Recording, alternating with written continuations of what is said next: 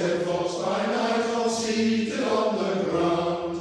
The angel of the Lord came down, and glory shone around. Sweet bells, sweet chiming Christmas bells. Sweet bells, sweet chiming Christmas bells. They cheer us on a happy way, sweet chiming bells.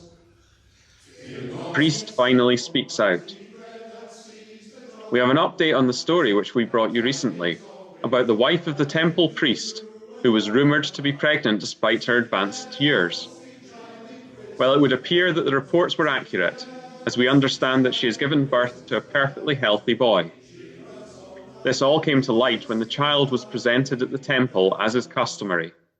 But there was some surprise when his mother announced that the child was to be called John, and not Zechariah after his father. Zechariah, who lost the power of speech around the time of the conception, for reasons which remain unclear, was challenged by people as to why Elizabeth was not following Jewish tradition in the naming of the child. But Zechariah confirmed in writing that the boy would be called John.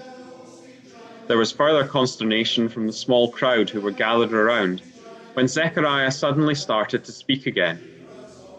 There's been a lot of speculation about how the child will grow up, as the evidence suggests that the hand of God is involved in these strange events.